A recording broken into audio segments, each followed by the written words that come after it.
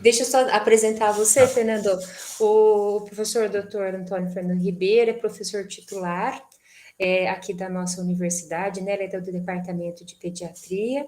Ele vai apresentar para a gente uma parte dessa aula que ele deu na obtenção do título.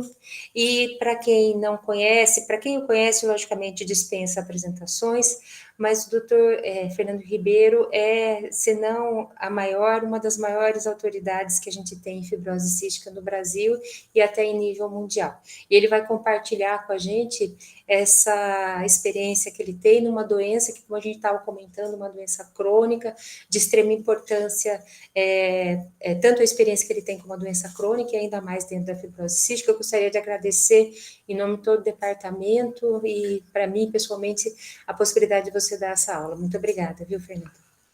Obrigado, Ângela. Eu que agradeço a oportunidade de colocar. Cada vez que eu faço uma exposição, eu aprendo e reciclo conhecimento, pego assim uma sequência que acho sempre importante, que esse aprendizado feito através do ensino, ele é mais sólido do que o estudo, a revisão de trabalho, literatura. Então, é uma prática muito agradável.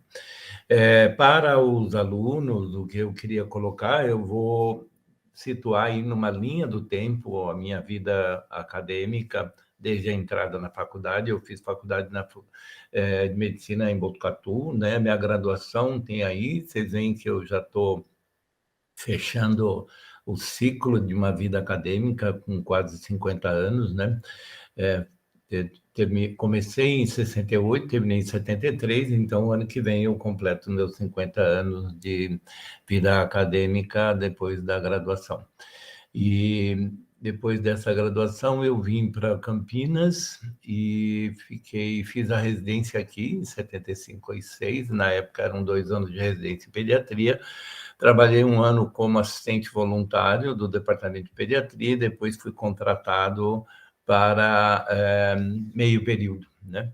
E nesse tempo eu fazia clínica privada, no período da tarde, trabalhava na faculdade, lá na época da Santa Casa, até 99, quando eu fiz o meu doutorado, depois, em 2015, o professor associado, e agora, esse ano, o professor titular. O que aconteceu na minha vida nesse período que eu passo como um videotape, como um cinema para os alunos e residentes? Vamos lá.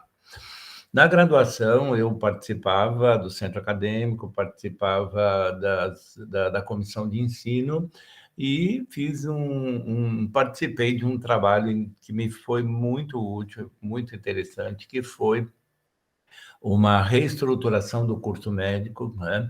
Era uma revisão da forma de ensinar na época, que era um esquema chamado 2-2-2, que eram 2 anos de ensino básico, 2 anos de graduação e 2 anos de internato.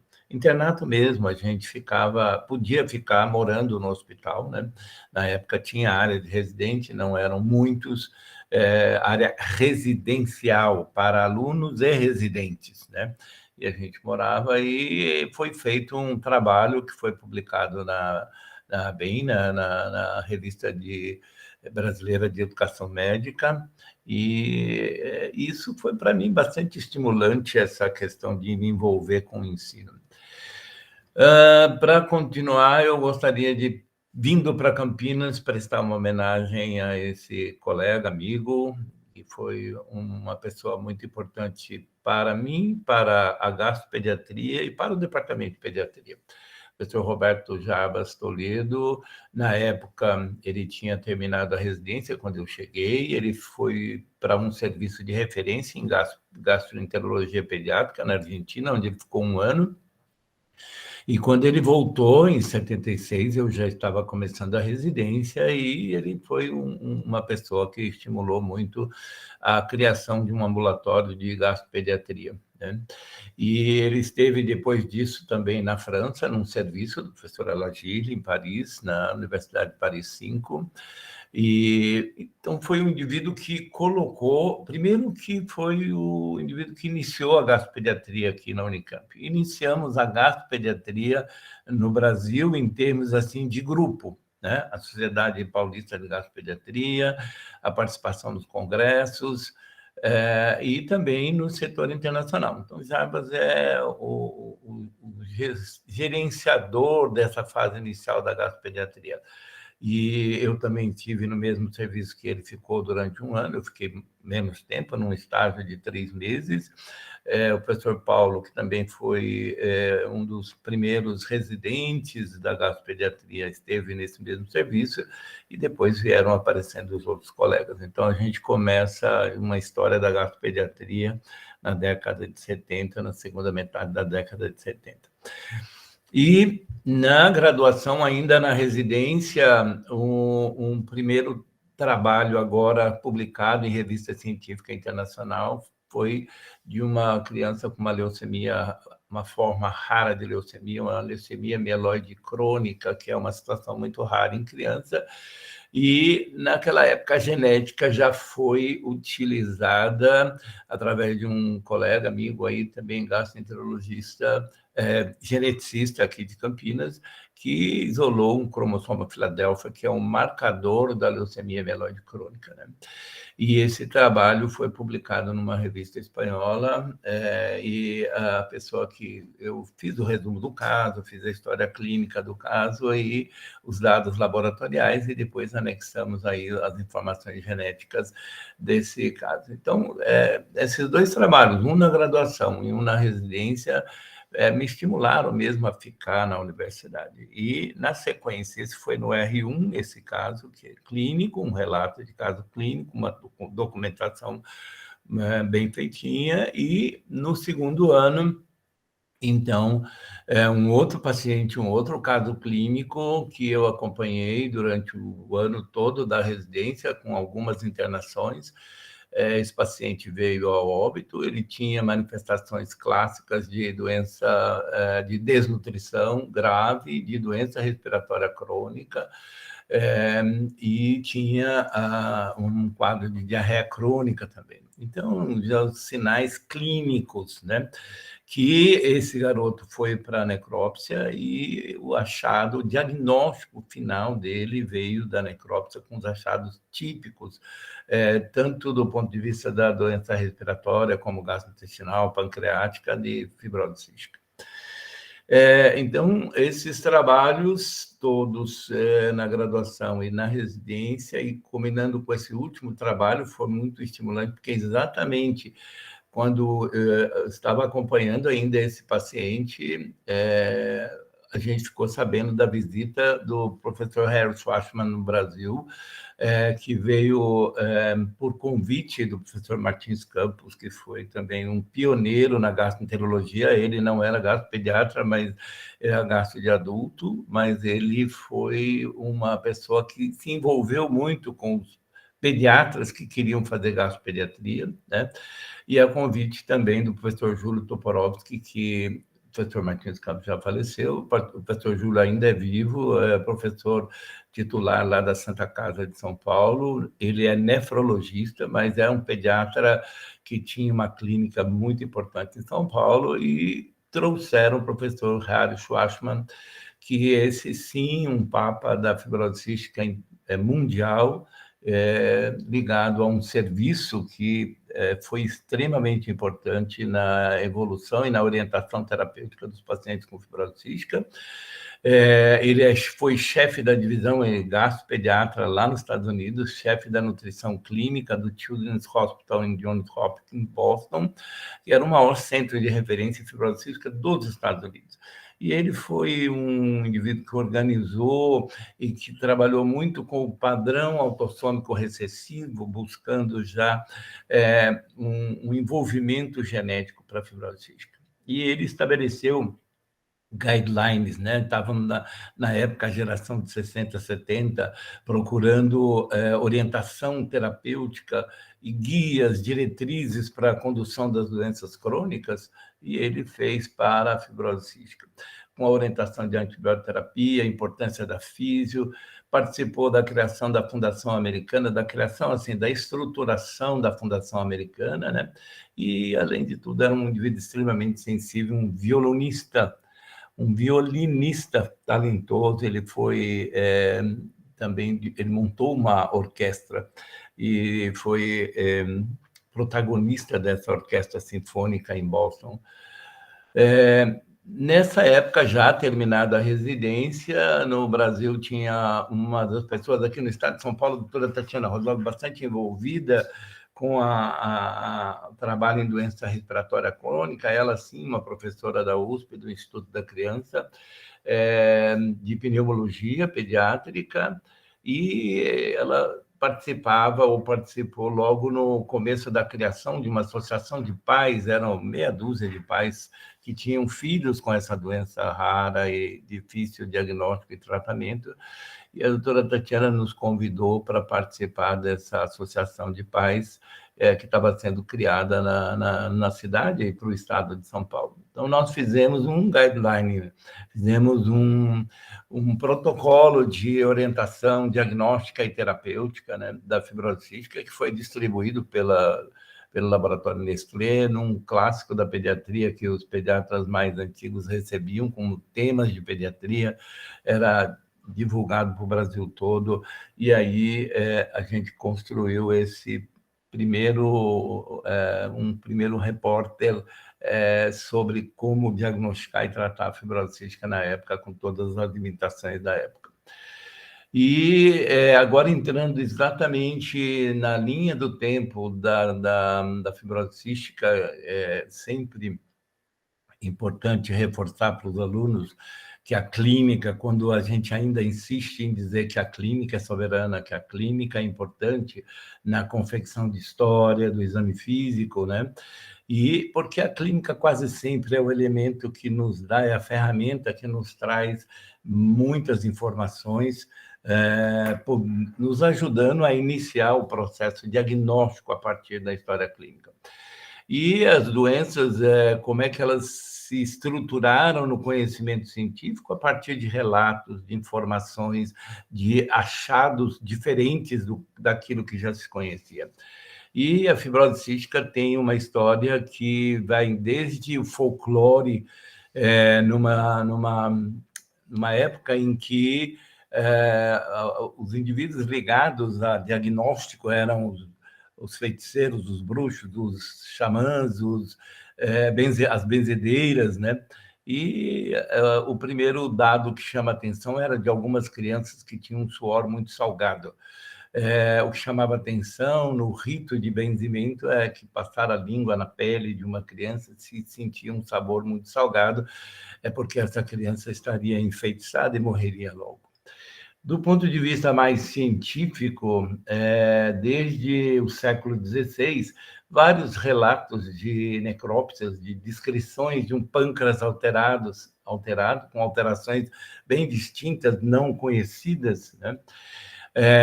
Até um sueco, que é considerado o pai da pediatria, que descreve um trabalho sobre doenças infantis, onde ele descreve 12 casos de crianças com diarreia, desnutrição e edema que morreram, né?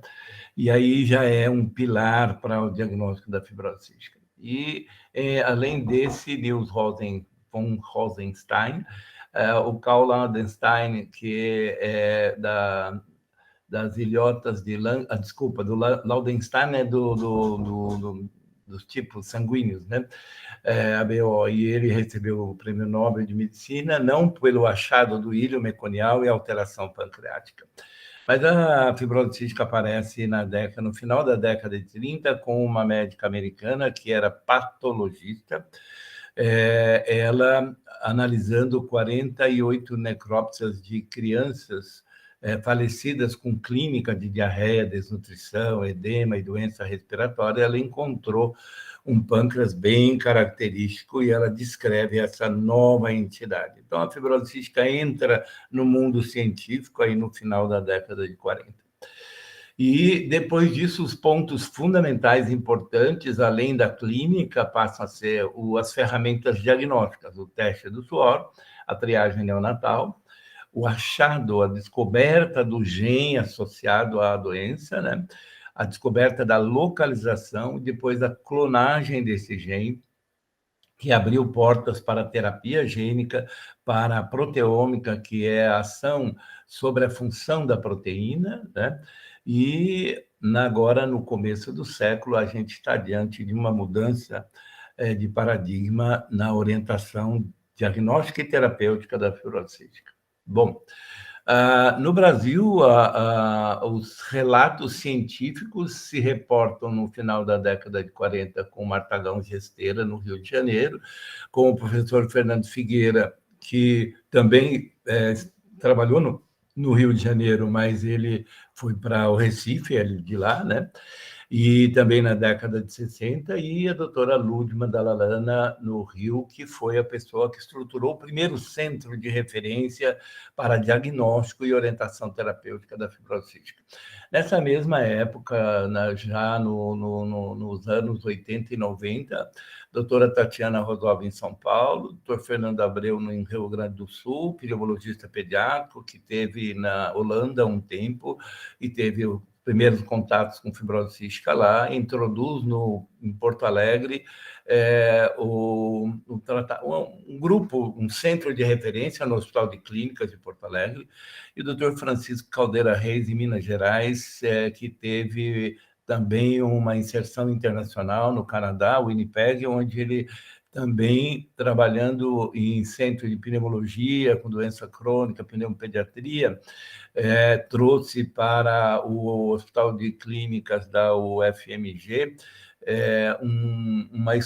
montou uma estrutura, um centro de referência para o diagnóstico e tratamento da fibrose cística lá em Minas Gerais. Esses são os protagonistas do início do trabalho de fibrose cística no Brasil. E já acompanhando esses profissionais, em 2003, nós fundamos o Grupo Brasileiro de Estudo de Fibrose Cística, que o ano que vem estará completando 20 anos. Em 2009, começou um registro brasileiro dos pacientes com fibrose cística. Em 2017, foi publicadas as diretrizes de diagnóstico e tratamento pelo Grupo Brasileiro. Em 2021, um protocolo de diagnóstico e tratamento, um protocolo clínico de diagnóstico e tratamento elaborado pela Conitec, onde estabelece a orientação SUS, as orientações para o diagnóstico e tratamento dos pacientes com base naquilo que o SUS disponibiliza hoje. Vamos falar das etapas agora da nossa participação nas manifestações clínicas da fibrose cística, que era a ferramenta que nós tínhamos nessa época, que começamos no final da década de 70, onde a gente criou um ambulatório para começar a acompanhar os casos que vinham com hipótese ou que a gente fazia o diagnóstico na clínica. Nessa época, logo no início da década de 80, uma colega que fez graduação na pediatria, no nosso departamento, a doutora Agnes Guglielmi, depois de um estágio no México, ela passou a nos acompanhar, ajudando no ambulatório. E, na sequência, o doutor Gabriel, e no início da década de 90, a doutora Carmen Bertuzzo, da genética clínica, passa a nos acompanhar, nos ajudando nesses ambulatórios, e, infelizmente, com a morte precoce da doutora Agnes, em 94, assume, então, o nosso ambulatório, junto conosco, o doutor Dirceu e Maria Ângela, fisioterapeuta, o doutor Dirceu, pneumopediatra, que nos acompanham até hoje aí com uma contribuição enorme.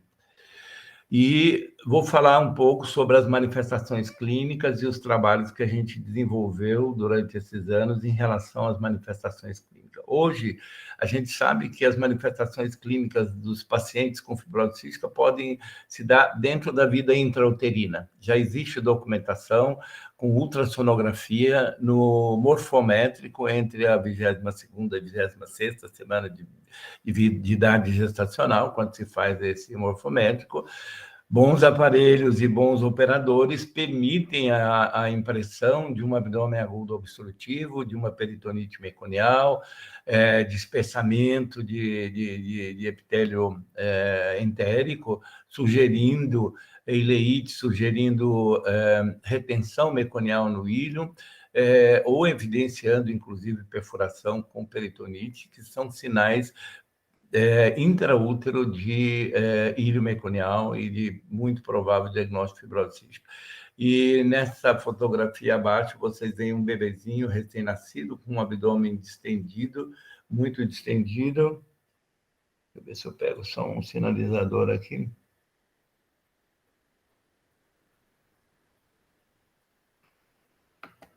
Então, aqui vocês têm um abdômen, né, bem distendido de um bebezinho, e o raio-x mostrando uma distensão gasosa alta. Esse bebê vai para a laparotomia e vocês conseguem ver aqui um delgado rosinho, bonito, e um final de íleo todo cheio, retendo mecônio, e o cirurgião nos deu esse presente mostrando um mecônio altamente viscoso, né, espesso, que são as manifestações clínico-radiológicas e in loco no campo cirúrgico de um íleo meconial. Esse é hoje um sinal bastante sugestivo que nos leva à investigação diagnóstica. E, do ponto de vista das manifestações associadas à doença fibrose cística, nós temos alterações metabólicas na neonatologia, logo no início, né? Tanto um quadro de perda de sal, mostrando alcalose hipoclorêmica, hiponatrêmica, hipocalêmica, né? E, eventualmente, hipocalcemia, que é um sinal clássico de Chivostec, né? De um bebê que nós acompanhamos, ele teve um íleo meconial, uma criança bastante desnutrida, aqui com uma característica marasmática, e contraponto um kwashiorkor, que é uma criança com uma desnutrição gravíssima, que já chegou mais tardiamente para nós. E esse aqui, as manifestações histológicas que essa doutora que descreveu a fibrose cística mostrou que é muito igual, porque isso aqui são cortes histológicos nossos, né? Fotografia de um pâncreas gorduroso, todo prateado, histologia, mostrando uma fase inicial da obstrução dos ácidos dos dutos pancreáticos, e aqui um estágio avançado onde só tem fibrose e cistos pancreáticos, né? Então, essa foi a descrição feita por ela, e esses aqui são dados nossos, são fotografias de pacientes nossos que foram para a necrópsia. O acometimento hepático, mostrando, então, uma hepatoesplenomegalia, que às vezes se associa à hipertensão porta, uma esteatose macrogoticular muito importante, e aqui já um estágio avançado, mostrando nódulos com fibrose importante, um quadro de cirrose hepática, né? Aqui são manifestações mais tardias, já de jovens adolescentes, com obstrução e com processo inflamatório na região iliocecal. Aqui o apêndice obstruído por uma secreção sebácea, uma cera praticamente, que acumula no interior do duto apendicular, formando ou provocando uma apendicite crônica, né? Que leva, às vezes, à obstrução, favorecendo a retenção iliocecal. E aqui, por que chamava equivalente meconial? Era a retenção de fezes de buco, muito nas alças do intestino delgado terminal, né? Mas as manifestações ligadas à doença pancreática, perda de peso ou baixo ganho de peso, dor abdominal recorrente, pode ter constipação, a diarreia é o fenômeno inicial antes da terapêutica, né? Sobrecrescimento bacteriano e outras manifestações aí associadas a acometimento pancreático. Do ponto de vista do acometimento clínico da via respiratória, nós temos a via respiratória alta com sinusopatia uma pansinusite crônica, com formação de pólipos, e na via respiratória inferior você tem uma manifestação clínica de insuficiência respiratória, tosse crônica, colonização das vias aéreas, alterações radiológicas e tomográficas crônicas progressivas com destruição do parênquima da via aérea inferior. Dos trabalhos clínicos que nós começamos no início dos anos 2000 a publicar um pouco aí com a titulação do Dr. Dirceu, depois a minha, a da Carmen, do Gabriel, nós fomos desenvolvendo um pouco de trabalhos com a nossa população. Vejam que em 2004 nós já tínhamos 104 pacientes cadastrados aqui no nosso centro. Nós sempre fomos um centro de referência que tem o maior número de pacientes, praticamente, dos outros centros todos. Esse ano nós registramos, inserimos no registro brasileiro 170 pacientes acompanhados no ano passado. Considerando a pandemia, nós, em anos anteriores, chegamos a quase 220 pacientes inseridos.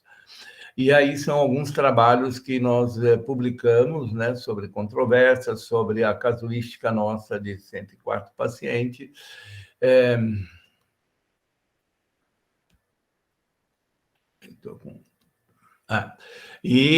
Associado ao grupo da fisioterapia, então, a Camila, a avaliação crítica de scores, a doutora Milena, que ainda participa do ambulatório da pneumologia, como voluntária, ela fez um trabalho interessante com a deposição de antibiótico inalatório na via aérea inferior, participação da doutora Adileia, do professor Levi, na doença respiratória com hipovitaminose D, né? Os dados laboratoriais, parâmetros clínicos e a microbiologia foram trabalhos que nós fomos publicando a partir da nossa casuística e dos dados clínicos.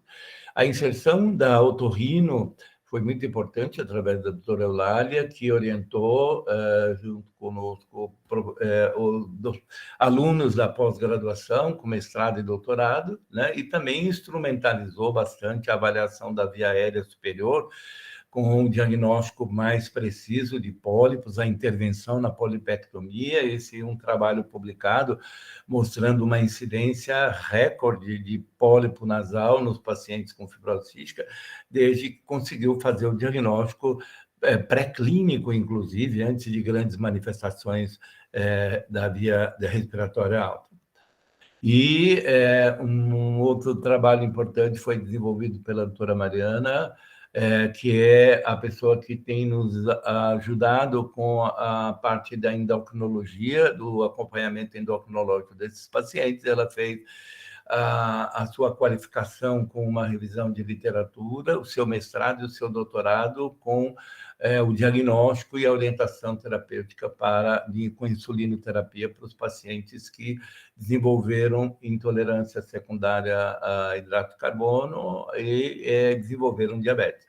E também foi a organizadora desse manual que foi lançado, na verdade, um livro sobre diabetes relacionada à fibrose cística, que foi lançado no congresso que nós fizemos aí em 2019. Também a doutora Elisete, da parte da gastro, orientou pós-graduandos no quadro de obstrução do intestino distal e também da constipação intestinal em pacientes com fibrose cística, né? E esse é um trabalho que foi publicado num jornal importante, que é o jornal top aí da fibrose cística, é um Journal of Cystic Fibrosis, né? É um jornal de impacto e também associado a toda a patologia e todas as comorbidades associadas à fibrose cística. Temos também o uso do ultrassom como uma ferramenta para avaliação do acometimento da doença pulmonar, o acometimento hepático com a participação do pessoal da hepatologia e coordenado pelo Dr. Gabriel, a parte de imunologia, com uma grande colaboração da doutora Marlúcia, do professor Marcos, e nós tivemos aí também a ajuda do professor Sgarbieri, do da Faculdade de Tecnologia de Alimentos, né, do Instituto de Tecnologia de Alimentos, e um aluno de pós-graduação, Renan, que ficou conosco aí vários anos e hoje está em Copenhague, na Dinamarca, com o professor Roib, que também foi um grande parceiro aí na orientação de trabalhos realizados pelo grupo. E aí está aí o professor Roib à esquerda, com o professor Levi, o professor Renan, e o professor Marcos Nolasco, que nos ajudou a fazer os trabalhos relacionados com a resposta imune desses pacientes, né? Aqui é a mesma coisa, o Renan de com o Dr. Marcos, são trabalhos outros publicados, aí tem no Jornal de Fibrocística, e da parte clínica, são as principais publicações que foram realizadas dentro do nosso centro. Em relação agora ao diagnóstico, né? O diagnóstico, a primeira ferramenta diagnóstica é o teste do suor, e o teste do suor tem a sua história, começa lá na década de 50, com esses dois personagens, Lewis Gibson e Robert Cook, né, que é à direita, que foram os primeiros indivíduos a tentar construir um método para medir a concentração de cloretos no suor. Passaram por metodologias bem rudimentares, né, até estruturar uma metodologia que consistia em limpeza da pele numa região de coleta, estimulação do suor com a pilocarpina, coleta de suor através de um papel de filtro, um pedaço medido de papel de filtro ou gaze, a pesagem do suor e a análise de forma possível na época, que era a fotometria de chama para o sódio e a titulometria para o cloro. E isso permitiu estabelecer valores que agora estão fixados em valores de cloreto no suor menores que 30 miliequivalentes ou milimoles por litro são valores normais. O nosso suor, de uma maneira geral, de pessoas que não têm a doença, estão aí na faixa de 20, 15 miliequivalentes ou milimoles de sódio. Entre 30 e 60 seriam os valores duvidosos, né, que deveriam ser repetidos ou ficaria aí na observação para fechar um diagnóstico através de outros métodos, e acima de 60 milimoles é o ponto de corte para o diagnóstico. E aqui em Campinas, nós tivemos, na Unicamp, nós tivemos a doutora Adriana Sevac, que foi quem estruturou o laboratório para a dosagem do cloreto no suor. Na década de 70, quando eu comecei, ela já tinha esse laboratório e foi uma pessoa extremamente importante que nos ajudou, nos estimulou, colaborou muito e esteve na reunião junto com o Dr. Harry Schwartzman, lá em São Paulo, que nós fomos, junto com o Dr. Jarbas, e então foi uma pessoa que também teve uma importância muito grande no início da montagem do nosso grupo. E, na sequência, na década de 80, o professor Colares, que veio de Ribeirão Preto, também estruturou no nosso laboratório de gastropediatria para que a gente pudesse fazer o teste do suor nas crianças num local mais apropriado, né? Deixando o laboratório do gastrocentro para o teste do suor em adolescentes e adultos. E nas crianças menores a gente fazia no HC, dentro do laboratório de gastropediatria. E a estratégia do suor, que foi explicado, a gente tem uma transpiração, o suor é uma secreção originária do plasma, né? Então, quando o suor é gerado no ácido da glândula, ele é isotônico ao plasma. À medida que o suor trafega pelo duto da glândula, há uma grande reabsorção de sais, e o suor que é transpirado, aquele que vai para a pele, aquele que chega na superfície da pele, é um suor hipotônico. No caso da doença com fibrose cística, por que esse suor é salgado? Ele é secretado com os valores de sódio e cloro do plasma. Aí vale para os alunos e para os residentes quais são os valores de sódio e cloro no suor, no plasma. Então, o suor gerado no ácido tem os mesmos níveis. 130, 140 para o sódio, entre 90 e 106, 110 para o cloro, né? Quando esse suor passa pelo duto, o defeito, nós vamos ver daqui a pouco, o defeito, no caso da fibrose cística, é uma proteína de canal que não funciona, então os sais não vão voltar para o interstício e para o vascular, vão sair no suor, o suor deles é um suor muito salgado, extremamente hipertônico.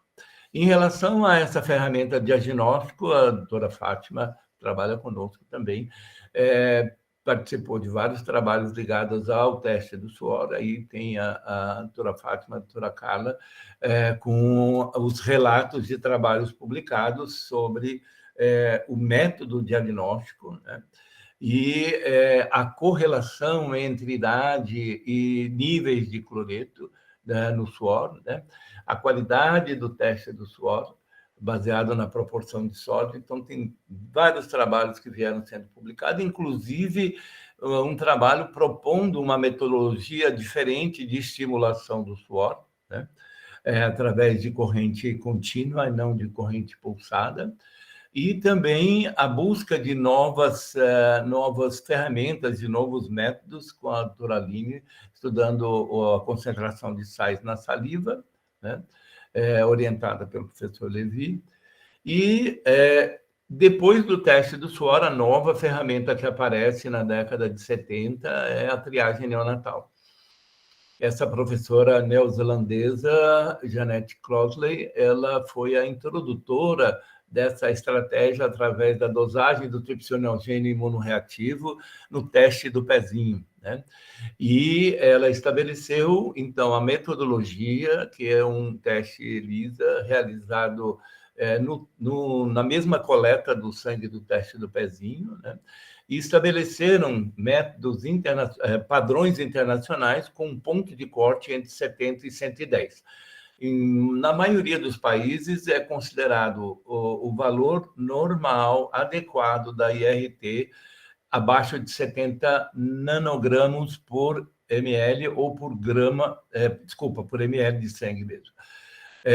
Alguns laboratórios e alguns estados, no caso de São Paulo, consideram o cutoff, o ponto de corte, em 80, tá? Então, tanto para a primeira amostra quanto para a segunda. Como é que é feito o diagnóstico da triagem neonatal no teste do pezinho? É feito aqui no estado de São Paulo, o valor da primeira IRT, que é colhida entre a terceiro e o quinto dia de vida, abaixo de 80 é normal, acima de 80 é considerado um teste de triagem positivo alterado, então ele é repetido entre a terceira e quinta semana de vida, deve ser no máximo até a quinta semana para ter um valor diagnóstico, e o segundo teste sendo positivo, a triagem fica como positiva, e aí tem que fazer o teste do suor, que é o teste diagnóstico. Então, o teste do pezinho não é diagnóstico, é um teste de triagem com uma sensibilidade alta e uma especificidade relativamente baixa. Como a triagem neonatal aparece na legislação brasileira, desde a década de 90, existe já alguma orientação para a triagem das doenças mais importantes do bebê, do recém-nascido, né? E depois, em 92, 2001, é que existe uma portaria criando o Programa Nacional de Triagem Neonatal. E, a partir daí, o Ministério da Saúde passa a regulamentar a triagem neonatal no Brasil, e os estados foram se adequando para realizar todas aquelas fases que os alunos da graduação devem conhecer. Fase 1, hipotiroidismo, fenilcetonúria. Fase 2, entra fenilcetonúria, hipotiroidismo, hemoglobinopatias, né? Na fase 3 entra a fibrose cística, na fase 4, que é a fase atual, entra hiperplasia adrenal e deficiência de biotinidase. E agora, desde o ano passado, existe aí uma nova programação do Ministério para ampliar o teste da triagem neonatal para mais de 40 doenças que são passíveis de triagem neonatal, só que vai ser feito isso de uma maneira progressiva, em 5 etapas, é o que está proposto na portaria do Ministério da Saúde. Em relação à triagem neonatal, nós participamos de um trabalho piloto aqui no estado de São Paulo, que foram triados 30 mil recém-nascidos no primeiro teste e depois fizeram o segundo teste. Desses 30 mil, foram positivos 4 diagnósticos, 4 crianças, uma das quais aqui do nosso centro, da nossa região, e isso acabou sendo a ferramenta para que o Estado de São Paulo depois efetivasse o programa de triagem neonatal, que começou em 2010 no Estado de São Paulo. E em relação à triagem neonatal, no nosso congresso a gente trouxe um livro sobre triagem neonatal e doenças raras, que foi construído, nós fomos um dos editores, né? Mas aí tem a doutora Maura, a doutora Carmela, que era da Secretaria da Saúde do Estado de São Paulo, a doutora Sofia, e com a colaboração de especialistas do Brasil inteiro, incluindo aí a doutora Silvia Brandalize, que prefacia e escreve, a doutora Vitória, que é do CIPOI, né? E vários representantes de vários estados que trabalham com triagem neonatal. E hoje nós temos o CIPOI, que faz a triagem de uma boa porcentagem dos pacientes de fibrose, dos recém-nascidos vivos no estado de São Paulo. Em relação à genética, que é o penúltimo ferramenta que a gente estruturou, os alunos sabem que um gene se relaciona a uma proteína e toda proteína a uma função, né? O gene é a nossa informação genética, aquilo que a gente carrega. Todas as alterações gênicas, todos os efeitos epigenéticos e toda a ação do ambiente cria um fenótipo, né? E, no caso, o gene da fibrose cística foi localizado no braço longo do cromossoma 7. Esse gene é um dos maiores genes da espécie humana, é um gene muito grande, com 250 mil pares de base, né? E esse gene, no núcleo, ele transcreve um RNA mensageiro, que é uma molécula menor, capaz de atravessar a barreira nuclear, chegar ao SRE e favorecer a tradução de uma proteína, que é aqui à direita, no canto inferior direito, é uma proteína chamada CFTR, né? Essa proteína é uma proteína de membrana, então ela sofre maturação nas organelas celulares e vai para a parede das células epiteliais, onde ela funciona como uma porta de entrada, um canal de cloreto, preferencialmente cloreto e bicarbonato. Os dois ânions monovalentes aí, cloreto e bicarbonato, né? E se relaciona com todos os outros canais. Bom, a fibrose cística, essa mutação foi que deu origem ao projeto Genoma, que foi, inclusive, presidido e foi o protagonista, foi esse professor Francis Collins, americano, que foi o coordenador do projeto Genoma, né? E como base para a pesquisa da mutação da fibrose cística. E, nessa época, o diagnóstico genético era feito pelos marcadores de locais específicos, né? E depois vocês vão ver a evolução da genética, que passa dessa detecção de mutações em locais específicos, de genes específicos. O nosso centro foi o primeiro a definir, a conhecer, a fazer um estudo publicado sobre a genética de 48 pacientes do nosso centro, com a colaboração do professor Fernando Costa, que era, na época, reitor, ou ele era diretor da faculdade ainda, depois ele veio a ser reitor, junto com a doutora Carmen, e ele conseguiu a importação dos probes para a gente fazer a detecção de uma das mutações, que era a FDL 508, uma mutação conhecida na época e mais hoje ainda. Então, a gente pôde documentar a incidência dessa mutação na nossa população aí de 48 pacientes. E, na sequência, a doutora Eneida, uma bióloga, que também participou com um trabalho de tese de mestrado dela, né?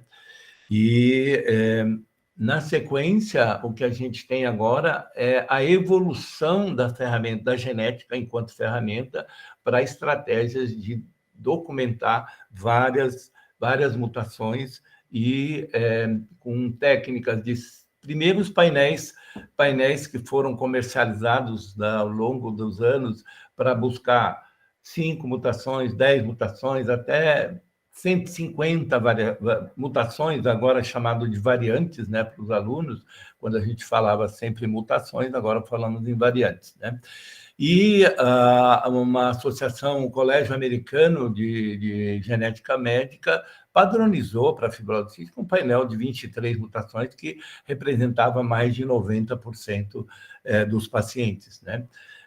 Mesmo assim, houve uma evolução da pesquisa de mutações isoladas para sequenciamento gênico. Primeira maneira de fazer o sequenciamento vem desse sequenciamento de Sanger, em que ele fazia pedaços do DNA, né? Pedaços do DNA, ele vai identificando variantes em porções do DNA. E isso foram feitos trabalhos aqui também com o sequenciamento Sanger, mas logo em seguida vem o sequenciamento de alta performance, onde você consegue fazer o chamado sequenciamento de nova geração, onde você consegue fazer sequenciamento simultâneo de várias regiões a um custo muito menor, né? E a doutora Luciana também participou de um trabalho que foi a tese dela de doutorado, já usando uma estratégia de sequenciamento de alta performance. Na sequência, nós tivemos um financiamento para o sequenciamento dos nossos pacientes todos, com o sequenciamento de alta performance, e nós obtivemos um resultado bastante interessante. Foram descritas 62 mutações diferentes nessa população, né? Então, acumulando todas, desde as mais frequentes até as mais raras, nós obtivemos, na nossa população de 200 pacientes, 62 variantes diferentes, sendo que dessas 62, 41 patogênicas, sabidamente patogênicas. 4 VULs, que são aquelas mutações que a gente não sabe ou não conhece a ação delas, como é que elas funcionam e se elas têm a ação patogênica. E dentro de todos esse conjunto das 62 mutações, 7 mutações não tinham sido descritas na literatura ainda até esse trabalho. Hoje, existem vários bancos de dados, websites, né, que registram as variantes descobertas, variantes novas, e dizem se há relação patogênica ou não. Entre eles tem o LOG3 e a Cystic Fibrosis Mutation Database, né? E tem o CFTR2 também, que é um outro banco de dados que nós utilizamos, que é esse aqui.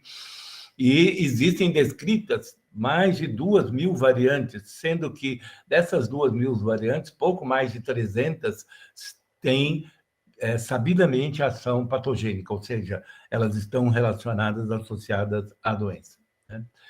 Bom, em relação à genética, o que nós sabemos hoje por que a doença tem expressão variável, né? Aqui à esquerda, essa primeira figura mostrando uma célula com a produção normal, né? A transcrição do RNA no núcleo, depois a tradução da proteína no citoplasma, a migração da proteína para a membrana e a função normal. Nós podemos ter falhas desde a formação do RNA mensageiro, podemos ter falha na síntese do SRE, né, no transporte e depois na ação, na função da proteína lá na membrana. Aí embaixo vocês estão vendo, proteína defeituosa nesses 6 últimos quadros, né, célula. Pode ser na produção ou pode ser na regulação. Quando o defeito é de processamento na produção, é o que vai associar a doença mais grave. Na regulação, hoje já tem terapêutica para regular melhor a proteína, depois pode ser um defeito de transporte, né? Pode ser uma quantidade pequena e pode ser uma instabilidade da proteína, que ela sofre apoptose, dura pouco tempo na membrana, menos tempo do que a vida da célula. E, além de a gente ter uma expressão variável da função da proteína por conta do defeito gênico, nós temos a ação de genes modificadores, né? Cerca de 10% dos pacientes não têm um genótipo completamente elucidado, né? E ainda existem genes modificadores. Então, você tem um gene principal, ela é uma doença monogênica, um gene que determina a alteração ou a formação da proteína e a alteração na sua síntese ou função, né? Mas depois você tem vários genes que interferem na ação do CFTR. E ainda tem a ação do ambiente, e aí nós vamos ter um fenótipo. Esses genes modificadores são genes que atuam na resposta inflamatória, atuam na resposta imunológica à infecção, na lesão e no reparo de tecido, na farmacogenética. Então, todos nós sabemos que um medicamento não funciona igual para 2, 3 indivíduos, por quê? Porque cada um de nós tem uma farmacogenética, ou seja, nós temos uma forma de metabolizar, agir, atuar frente a uma resposta a um medicamento, né? E a própria formação do citoesqueleto, que é o processo de cicatrização. Então, existem vários genes que podem se somar ou até modular a ação do gene da CFTR. E, em busca desses genes modificadores, foram realizados no centro alguns trabalhos e teses, né? E o professor Fernando Marçom estudou a relação entre 125 genes sobre o gene CFTR. E hoje, para nós, a genética tem uma função diagnóstica, tem uma função de aconselhamento genético, tem uma função sobre o desenvolvimento de terapias, tanto na terapia gênica quanto na proteômica, né? Ela oferece condições, ferramentas genéticas para novas estratégias, né? E a terapia gênica e de edição de DNA que estão chegando para nós recente. A terapia gênica teve 2 momentos. Um momento em que se procurou usar vetores para levar o DNA corrigido, né? Para levar o DNA correto, para corrigir a ação no DNA, né? E os estudos começaram no começo da década de 90, só que não foram eficazes, né? Eles tiveram problema de vetores seguros, por exemplo, partículas virais, a questão da entrega do material genético, né? A incapacidade de grandes fragmentos de DNA e transpor uma barreira imunológica. E hoje já existem novas possibilidades com a nanotecnologia, a nanociência, a nanomedicina para trabalhar como vetores para ter um efeito mais eficaz. A outra metodologia de terapia é a do RNA mensageiro, né, que você pode criar um RNA mensageiro com o modelo correto da proteína CFTR, e isso já acontece aí na vacina, numa das vacinas da Covid, né? Onde você insere uma parte do modelo do vírus, do DNA do vírus, e você tem uma resposta imune, porque você só insere o RNA mensageiro. E a edição de DNA é uma ferramenta que forneceu o Prêmio Nobel de Medicina aí há 2 anos atrás, se não me engano, 2019, 2020, para essas 2 pesquisadoras. Esse é um passo fantástico que está ainda em refinamento de metodologia, mas vai ser útil para muitas coisas, onde você pode cortar o pedaço do DNA que tem a variante, que tem a mutação, e inserir ali o material genético correto. A edição de DNA pode ser comparada a uma edição de foto, né? Onde você tira aquilo que você não quer que apareça na foto e deixa só o que você quer. Isso é uma metodologia que está em estudos. Na fibrose cística já existem tentativas de fase 1, fase 2, de trabalhos de pesquisa para a edição de DNA. O estudo agora da proteína, da função da proteína. Eu posso estudar a função da proteína CFTR, que é uma proteína de canal, que por onde entram e saem íons, e esse movimento de íons através da membrana gera uma diferença de potencial, né, que eu posso avaliar quando um canal não funciona. Isso já é uma prova pelo teste do suor, uma avaliação da permeabilidade dos íons, né? Da permeabilidade dos canais de sódio e cloreto, né? E é utilizado tanto no teste do suor como na diferença de potencial nasal, que é uma técnica difícil para ser usada em crianças pequenas, mas bastante útil nos adultos. Muito artesanal e, por isso, nós chegamos a fazer como estudo, mas não temos feito na prática clínica. Tem um outro teste, que é o teste da evaporimetria, aqui só mostrando um trabalho que foi realizado numa tese de doutorado, orientado pela doutora Eulália, que a gente participou, aí no CIPED. Uma outra estratégia que é bastante interessante, esse é um método factível, esse é um método que nós estamos fazendo, que foi estruturado com o pessoal do Canadá, que veio até Campinas e nos ajudou a montar o esquema que a doutora Fátima hoje realiza e é feito lá no CIPED, que é uma estratégia de você provocar, estimular o suor, a transpiração ocorre com dois componentes, um colinérgico e um beta-adrenérgico, né? O colinérgico não tem participação do canal de cloreto, do CFTR. Eu posso estimular essa componente colinérgico e é esse número 1 que mostra o estímulo da fase colinérgica. Depois eu interrompo, eu inibo a fase colinérgica e estimulo a beta-adrenérgica. Ora, se a beta-adrenérgica ela é inteiramente dependente da proteína CFTR, então eu posso ter, quando o indivíduo funciona bem, está escrito aí, função normal, é o gráfico 3, né? Desculpa, o quadradinho 3, onde está enumerado 3. Então, o número 1 é a fase colinérgica, o número 2 é o intervalo onde eu bloqueio a fase colinérgica e estimulo a beta-adrenérgica. Aí eu tenho o pico no indivíduo normal. No indivíduo que tem uma mutação, eu tenho metade do pico. E no indivíduo que não tem nada, que é o indivíduo que tem ausência de função, eu obtenho uma elevação em 3 nula, né? E eu ainda tenho indivíduos que têm uma função intermediária.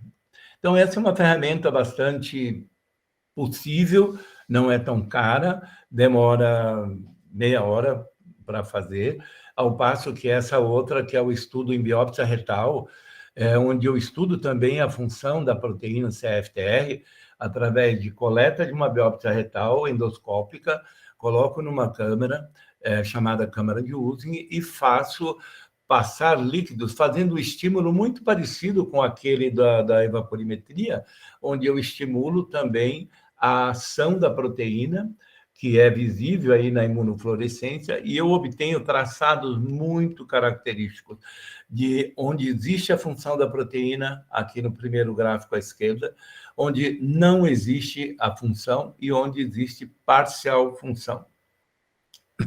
Essa é a câmara desse senhor aí, do Hans Hussing, que descreveu e possibilitou o estudo de permeabilidade de membrana dentro de uma gaiola de Faraday, e você calcula a variação, ou você mede a chamada medida da corrente intestinal. IMC é uma medida que permite saber se o canal está funcionando ou não, né? Esse estudo foi feito desde 2007, aqui, com a vinda do pessoal de Portugal e da Alemanha, o professor Karl Kuzman, da Alemanha, e a professora Margarida Amaral, e a doutora Fátima. Foram realizados dois estudos publicados, pelo menos, e várias medidas de função da medida da corrente intestinal. Entrando na fase final aqui, os métodos de avaliação da proteína podem ser feitos com cultura de células, né? Isso aqui eu vou só passar mais rápido para mostrar para vocês como é que eu faço cultura de célula de pacientes. Eu posso fazer uma cultura pegando célula brônquica, né? Nós conseguimos fazer isso através do pulmões explantados, obtidos no INCOR, em pacientes que receberam transplante de pulmão, e nós pegamos o pulmão doente, né, e trouxemos para fazer o estudo de cultura, e a outra técnica é a cultura de células nasais. Então, tivemos a colaboração do INCOR, do Programa de Transplante Pulmonar do INCOR, a professora Margarida, da Genética, da Carmen, e da Adriana e do Arthur, que também ajudou enormemente. Essa cultura de célula, ela demora cerca de um mês, foi a tese de doutorado dele. Eu vou mostrar rapidamente aqui a metodologia, vocês vão ver que nós pegamos o pulmão chega em bloco, esse pulmão é totalmente dissecado, tirando só a parte brônquica, né? Aqui no último desenho, mostrando a árvore brônquica, e depois ele é picado em pedaços menores, são lavados, aí tem toda uma tecnologia, e isso aqui demanda um tempo enorme, é um mês até chegar à cultura, né? Você tem que estar alimentando a cultura de células, verificando a resistência elétrica, colocando em meio, trocando os meios, até que você tenha um epitélio onde você possa levar na câmara de Udin para estudar esse epitélio. Essa é uma cultura que a gente chama em 2D, né? Uma cultura plana. Agora, a cultura de mucosa nasal é um brushing, muito parecido com esse da pesquisa da Covid, né? Você faz um escovado nasal, pega as células, faz o mesmo processo de cultura, né? Semeia em meio, vai trocando o meio e vai botando o fator de crescimento de célula até você ter um epitélio, as células vão confluindo e formando um epitélio para submeter a essa câmara de Using e obter o traçado. Aí, no caso, essa cultura de célula pode ser submetida à ação de drogas, onde a gente vê a função do canal inicial e depois com drogas que modificam, modulam a ação do canal. Então, essa terapia, a cultura, ela é cara, os meios de cultura são caros, né? E são técnicas que demandam uma rotina de laboratório e primeiro 5 dias até você obter a cultura e mantê-la em ambiente de crescimento é bastante demorado, caro e trabalhoso. E isso aí foi o doutorado de um biólogo, biomédico, que fez durante 4 anos. O Arthur trabalhou conosco, esteve na Alemanha, esteve em Portugal, e hoje, infelizmente, não conseguimos ter o contrato dele para o laboratório, e ele está trabalhando fora. O último modelo de investigação é o desenvolvimento de organoides. Então, como eu falei, as culturas de células em 2D, cultura plana de célula, feita em placas, tipo placa de Petri, né? Daí, há alguns anos, alguém começou, já vem de várias décadas aí, a tentativa de fazer a cultura em meio líquido, em meio chamado matrigel, que é uma cultura em 3 dimensões. E aí tem uma estratégia para crescimento dos organoides, não vou entrar em detalhe, mas existia um vídeo que eu também não vou ter tempo de passar, mas fundamentalmente a formação de organoides, são pequenos órgãos. Hoje você consegue usar células de glândula mamária, células de glândula salivar, células de neurônios, né? Inclusive o professor Marcondes aqui da FCM trabalha com cultura de células musculares e de neurônios. É o mesmo projeto, o mesmo processo, e muito parecido com a cultura em 2D, só que você semeia num meio que permite a não adesão da célula, mas assim a confluência, formando o chamado mini-órgãos. Por isso que é importante. Essa pesquisadora, Gabriela, fez a tese de mestrado dela com organoides intestinais colhidos a partir de biópsia. Essas biópsias retais são escovadas, você tem células da cripta da mucosa colônica dessas biópsias, né, que vão ser suspensas, vão colocar em meio de cultura em 3 dimensões e vão formar mini-órgãos, mini-intestinos. E aí ela fez o trabalho dela em 2 fases, em 2 momentos. Ela foi para Portugal para construir toda a metodologia, que lá já realizam esse estudo, a formação de organoides, e fez um estudo lá e fez parte do estudo no Brasil. E aqui é uma reprodução gráfica, só estou mostrando para dizer dos resultados do estudo de organoides com as culturas em 3D. E, infelizmente, no Brasil, ela chegou exatamente no início da pandemia. E aí a gente teve problema com o meio, como os pacientes não vinham até o hospital, o meio perdeu a validade e nós só tivemos, dos 6 pacientes brasileiros, um paciente que conseguimos manter a cultura viva, e essas células foram criopreservadas, depois foram enviadas para Portugal, porque a gente já não tinha mais recursos para fazer esse trabalho. E aí ela apresentou o mestrado dela com a parte de sucesso e a parte de insucesso, né? Foi um aprendizado. Bom, isso em relação a todas as ferramentas que a gente pôde explorar. A única coisa que faltou para nós no nosso centro foi o estudo com animais transgênicos. Entre os animais transgênicos, desde o rato, o camundongo,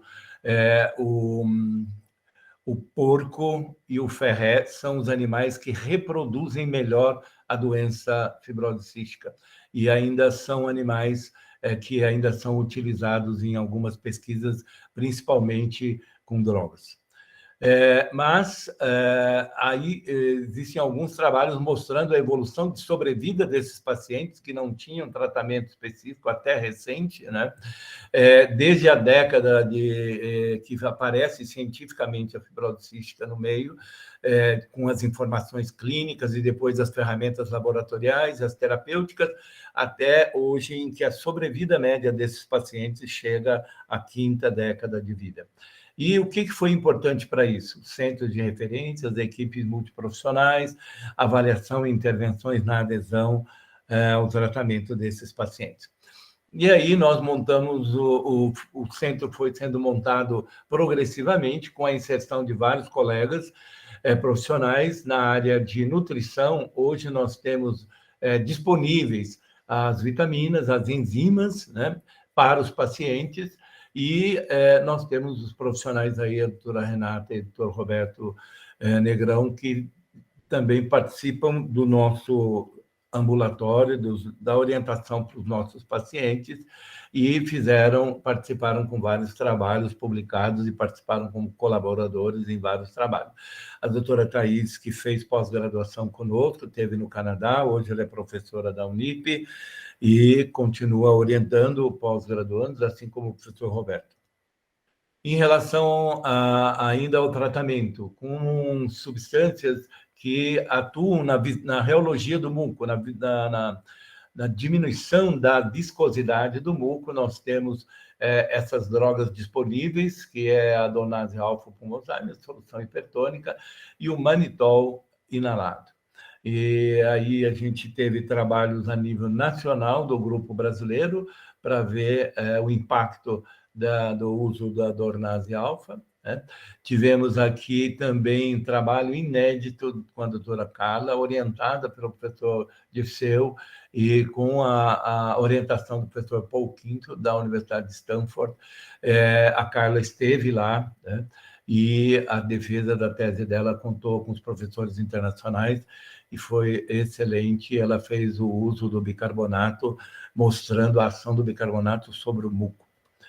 E com relação ao tratamento com antibióticos, hoje nós temos vários antibióticos. A fibrose cística é a única doença que utiliza antibiótico inalatório para a diminuição da população bacteriana, da microbiota respiratória. E aí também foram desenvolvidos vários trabalhos na terapêutica inalatória no nosso centro. A fisioterapia teve um papel importante na orientação dos pacientes, tem uma participação importante no trabalho do LAFIP, que é o Laboratório de Fibrose Cística de Função Pulmonar no CIPED, né? E culminou aí com um trabalho de doutorado da doutora Maria Ângela e também com a publicação das diretrizes aí da Recomendação Brasileira de Fisioterapia na Fibrose Cística, que foi apresentado no Congresso Brasileiro de Fibrose Cística aqui em Campinas. Então, vários trabalhos do setor de fisioterapia, né? E com relação ao uso de moduladores agora, que são produtos, são medicamentos que atuam na mudança da função da proteína. Esses medicamentos são novos, um deles está no SUS, que é o Ivacaftor, que é esse Carideco, que é o segundo aí, que é o único que está aprovado pelo SUS, e nós temos pacientes já fazendo uso com uma resposta muito boa. Bom, em relação a o que existe em relação à fibrose cística, tem um custo aqui, fala sobre o custo do crescimento do programa internacional da Associação Americana, o investimento em pesquisa para buscar a cura e buscar a melhor qualidade de vida, maior tempo de vida para esses pacientes, valores bastante significativos, de milhões de dólares. E também um trabalho que começou a se estruturar mais recentemente, é um trabalho nosso sobre o cuidado paliativo, a saúde mental, com cuidado paliativo na fibrose cística. Nós temos uma psicóloga que trabalha no CIPOI, que colabora e participa conosco nos ambulatórios de terça e sexta, e o professor José Carlos, que trabalha com cuidado paliativo. A nossa inserção do nosso centro regional está dentro da pós-graduação. Nesses últimos 40 anos, foram desenvolvidos mais de 70 trabalhos de tese, com mestrado e doutorado, e é o centro que teve maior produção científica nesse espaço de tempo. A inserção da extensão, né? Da extensão, a inserção regional é a participação de uma associação de pais que engloba aí cerca de mais de 80 municípios, né? E com programas que são bastante importantes aí de orientação para os pais, que vão de cartilha. Eles sempre trabalharam dentro do hospital com uma ajuda muito grande na pós-consulta, no contato com os familiares, tudo, né? E a inserção nacional, nós fazemos parte do grupo brasileiro, nosso centro insere os dados dos nossos pacientes no registro brasileiro, que nós temos desde 2009. Hoje nós temos cerca de 6.000 pacientes cadastrados nesse registro, onde a gente tem uma informação evolutiva de todos eles, né? E isso é extremamente importante, como tem acontecido tanto nos Estados Unidos como na Europa. A medida da incidência, o número de jovens abaixo de 18 e acima de pacientes acima de 18, com a melhora do atendimento, vocês veem nesse último gráfico de baixo, que é o dado do registro americano, mostrando uma porcentagem maior até de adultos do que de crianças com fibrose cística, o que traduz uma boa atenção, um bom segmento desses pacientes, preservando a vida deles, né? E a própria orientação genética, o aconselhamento genético, permitindo aí no gráfico de cima, dois momentos interessantes. São colunas azuis, essas colunas azuis mostram o número de nascidos com fibrose cística, o número de diagnosticados, né? De pacientes diagnosticados com fibrose cística por ano nos Estados Unidos, desde 90 até 2014. Vocês veem que esses números ficam entre 900 e 1.000 e pouco. Nascidos com fibrose cística ou diagnosticados com fibrose cística. Vejam essa linha amarela que acompanha aí de 90 até 2002, quando o programa de triagem neonatal nos Estados Unidos inclui a investigação de fibrose cística. Vejam que na segunda década desse século já, em 2013, 2014, 2012, 2010, acima de 2010, a maioria, mais de 90% dos diagnósticos foi feito a partir da triagem neonatal. E a importância para os alunos conhecer os exames da triagem neonatal, saber orientar, encaminhar os pacientes com diagnóstico alterado da triagem neonatal. Nós tivemos a felicidade de realizar um congresso brasileiro com cerca de 900 inscritos de todos os estados do Brasil, 11 convidados internacionais, um apoio da FAPESP, CNPq, da Fundação Americana, da Sociedade de Pediatria Brasileira de Pediatria de Pneumologia e da Sociedade Brasileira de Pneumotísio. Nós também participamos aí da PCDT da Conitec, né, que padroniza e orienta e organiza o tratamento SUS para os pacientes com fibrose cística. A inserção nossa internacional conta com o apoio desses professores internacionais, professora Margarida Amaral, de Portugal, Karl Kuzman, de Regensburg, na Alemanha, professor Paul Quinton, que é da Universidade de Stanford, e todos eles aí com uma produção científica maravilhosa, professor Nils Roybes, de Copenhague, doutora Tanja Konska, do Canadá, Terezinha Leal, da Bélgica, que é uma brasileira que está lá, e o Johan Mainz, que participou ativamente aí de uns trabalhos com a parte de gastro e da aerodigestiva. Enfim, isso para os alunos, um olhar para a doença crônica como um fenômeno bio. Na verdade, eu colocaria político, bio, psicossocial, né? Porque depende, tem a ver com o indivíduo, tem a ver com a família, tem a ver com o centro de referência, com a pesquisa científica, com a indústria, com a sociedade e com o Estado. A minha gratidão enorme e a minha felicidade de ter trabalhado junto com todo esse pessoal, né? Agora que eu estou no finzinho aí na entrega, chegando na minha expulsória daqui 6 meses, eu fico com uma consciência aliviada aí de deixar todo um pessoal jovem e bastante envolvido com a causa da fibrose cística. Um agradecimento enorme para aqueles que já foram, os pacientes que já foram, e aqueles que ainda estão conosco há muitos anos, né? Eu pedi autorização para esse paciente, para colocar ele, o filhinho e a esposa. Ele tem 50 anos e hoje já faz uso de modulador com uma evolução muito boa desde setembro do ano passado, tá? Uma situação muito gratificante para a gente de observar essa possibilidade, apesar de ter perdido vários pacientes no meio desse caminho. Mas a minha gratidão aos meus pais, mestres primeiros, e a todos os mestres que eu tive ao longo da minha vida, aos meus colegas, representados aí pelos meus irmãos, todos os colegas do Departamento de Pediatria, principalmente, né? Aos alunos e residentes, no papel dos meus filhos aqui, né? Dos meus 3 filhos, a minha gratidão a todos os alunos, aprendo sempre com eles.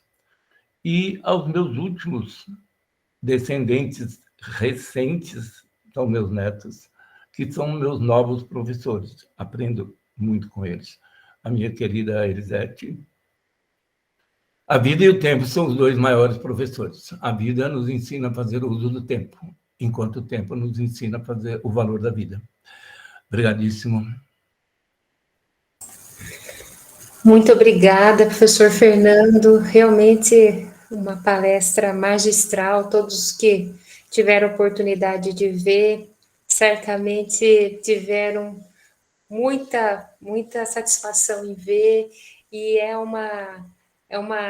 com muita gratidão que a gente está aqui vendo, e para os nossos alunos que estão, assim, às vezes tomando contato pela primeira vez com a doença, com a fibrose cística, a importância que você colocou da inserção e o seu papel na inserção dela no teste do pezinho, deixa muito evidente, assim, todo o trabalho que leva muito tempo, né? Você coloca a questão do tempo e a vida, né?